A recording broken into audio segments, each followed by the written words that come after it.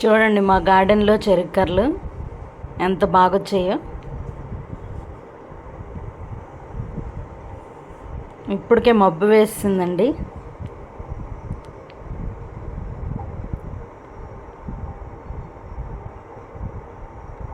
చూడండి ఎంత పొడుగ్గా అయిందో.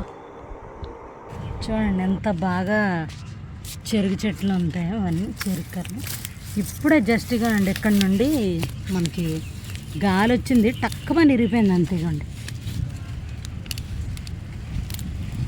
ఇక్కడ నుండి కనిపించుతుంది ఇదిగోండి, ఇక్కడ నుండి ఇలాగా గాలి రాగానే ఇరిగిపోయింది. చూడండి ఎన్ని వచ్చాయో. నేను ఇదిగోండి ఇది ఈ చెరుకు కర్ర పడేసాను అనమాట.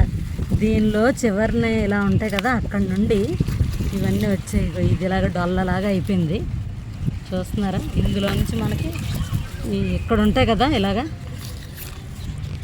మీకు ఎవరికైనా చెరుకు కర్ర పెంచుకోవాలని అనుకుంటే ఇలా ఎలాంటి మనం చెరుకు తినడానికి తెచ్చుకుంటాం కదా, ఇక్కడ ఉంటాయి చూడండి.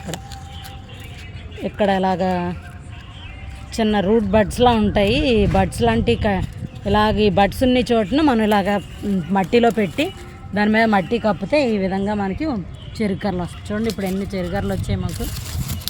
ఇది ఒకటి ఇక్కడ, ఇవన్నీ ఇంకా జస్ట్ ఇప్పుడే స్టార్ట్ అవుతున్నాయి.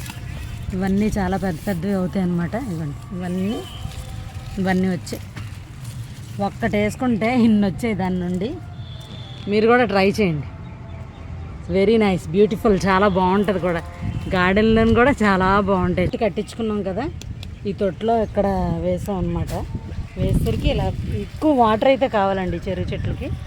సో మనం అలాగా రోజు వాటర్ బాగా ఇస్తూ ఉంటే ఇలా బాగా వస్తాయి అన్నమాట ఇవి.